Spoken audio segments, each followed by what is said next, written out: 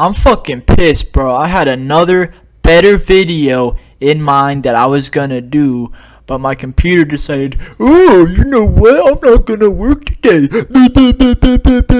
So now I just had to whip something up real quick last minute, and so this is the first thing that came to mind for me. But don't worry, y'all, it's gonna be a good one. It's another Fat Ally video, and well, if you remember from my original ones, you must remember the name Hannah Talks Bodies. Well, you know what? She's back. This time she's blonde instead of blue-haired, which is an interesting change, and well, we're just gonna be debunking her nonsense again. So I hope you guys are ready. Sit back, relax, and enjoy. One of the most common questions I get is, how can you say there's no relationship between weight and health?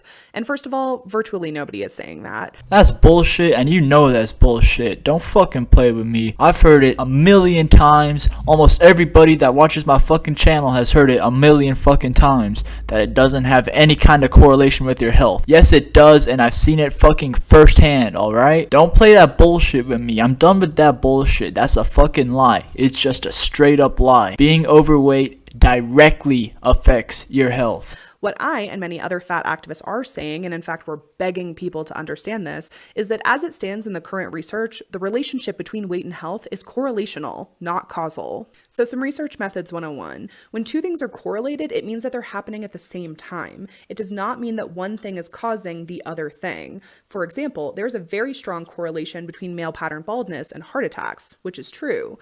Now, based on that information, should we ascertain that baldness causes heart attacks? You know what? I got one better for you. Smoking cigarettes has a direct correlation with lung cancer. There have been people that have smoked cigarettes without getting lung cancer, so it's a correlation. Are you gonna pick up a fucking cigarette? No, you're not. I hope you're not. If you do, you're fucking stupid. Should we try to get bald men to grow hair in an effort to reduce their likelihood of having a heart attack and then blame them when they can't do it? No, because what's actually happening is that a third factor seems to be at play, which contributes to both baldness and heart attacks. I see what you're saying, but there's one major problem that you seem to be overlooking. The shit that makes people fat is the same shit that makes people have heart attacks and clogged arteries and all the other stuff we've mentioned on this channel over and over and over and over again. Now, I will say, if you have a medical condition where you physically cannot lose weight, doesn't matter what you do, there's no way you can possibly lose the weight, and you are no control over it, that's fine. You have no control over it, is genuinely not your fault. But those cases are few and far between. That is not the majority of the population, not even close. Essentially, what Miss Hannah is doing here is she's making excuses for herself and trying to reason with herself that is not going to affect her at all, and that there's no consequences to not taking care of your body, even though there are very real consequences that, once again, I have seen with my own two eyes. Someone in my family has died because of it. Genuinely, I'm not making that shit up, and it's very sad. Like, it breaks my fucking heart. It really does. And that's why I make these videos, because I don't want other people to end up like that. I want people to see this, to wake up, hit the gym, start eating healthier, and working on themselves and making themselves better so that they can live a longer, healthier, and happier life. That's why I make these Fat Ally videos. That's the purpose. That's the mission. That's the message that I'm trying to get across. And it's the truth, and the truth makes people uncomfortable. People don't like hearing that shit, because that means that they're gonna have to step out of their comfort zone, and they're gonna have to get uncomfortable and do hard shit to achieve a healthy body.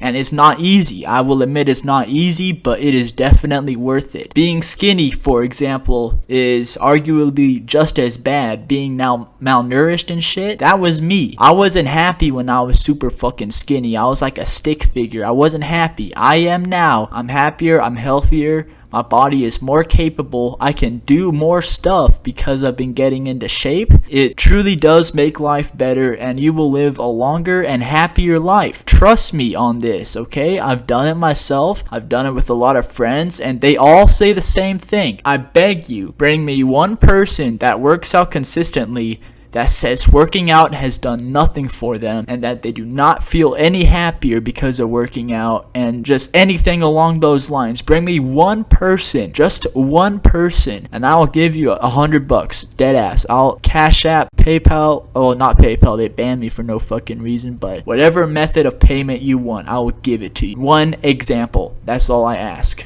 But you won't give it to me because they don't exist. What I'm suggesting is that we look much more closely at the third factors at play when it comes to weight and health.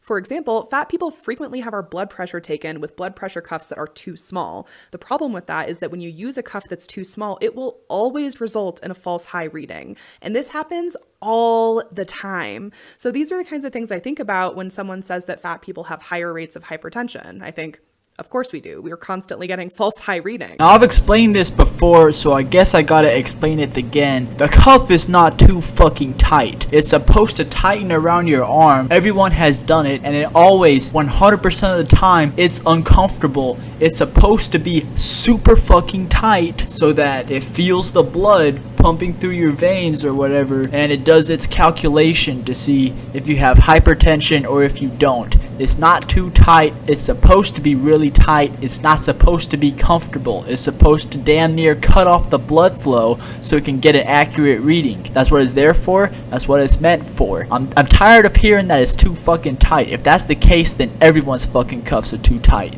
And more broadly, there are a number of very influential third factors that contribute to the overall trend of health problems for fat people, such as weight stigma, also known as the stress of discrimination, something that fat people experience a lot. Shut the fuck up. That's the most pitiful fucking response I've ever heard. I'm not even gonna say anything else. Just shut the fuck up. Another is weight cycling. Virtually all fat people have tried to lose weight at some point in our lives, but pursuing weight loss is a virtual guarantee that someone will experience weight cycling, which is extremely hard on the body. Losing weight is hard. I feel like that's common knowledge at this point. But what's hard on the body is being 400 fucking pounds. What's hard on the body is having your ankles hurt every time you go down the stairs. Having to wear a mask for sleep apnea that's being caused by you being overweight. And what's hard on your body is your heart working fucking twice as hard to pump the same amount of blood through your veins as a normal person's heart does. That's hard on the fucking body. And finally, we have inaccessible, inequitable, and biased healthcare. Fat people experience all of these things, and all of them contribute to illness. But despite all of these third factors, discrimination, stress, weight cycling, limited healthcare, biased healthcare, incompetent healthcare, and a lack of proper medical equipment, the cultural conversation around weight and health refuses to evolve. Are you mad that you have to step on the scale every time you need to go see a doctor? Or are you mad that the doctor constantly tells you to lose weight and that these health problems that you're having keep arising because you refuse to do that? That's not biased healthcare. That's good advice from a professional that you should follow in order for your health to improve. People, especially thin people, tend to be very committed to upholding fat phobia. People are just more comfortable believing that fat people do bad things and that leads to bad health, and thin people do good things and that leads to good health, despite the fact that we know that's very misleading, very stigmatizing, and often untrue. Turns out the pushback that I get on this topic, it's not really about health. It was fat phobia all along, guys. I have a challenge for everybody that doesn't agree with me that still, for whatever reason, watches my videos. Stop using the word fat phobic to justify an unhealthy lifestyle. I mean, like I said earlier, if you have no control over it and there's a real medical condition that prevents you from losing weight, that's okay. But as I also stated earlier, there's a 99% chance that that's not you, okay? So let's stop using the word fat phobic to justify an unhealthy lifestyle, and instead let's see what changes, big or small, that we can make to that lifestyle to make life better, healthier. And honestly, if you lose a lot of weight, you'll be more comfortable. I should get my boy Caleb on. He's been in your shoes. I have not. He can talk a lot more about it. He has more experience with it than I do. I'd love to get him on, and I know he'd probably be down. So I'll see if I can make that happen. But until then, try that. Just try it and see how it goes for you. I'm done. Thank you for watching. Like, subscribe, and leave a comment. I'll see y'all on Wednesday.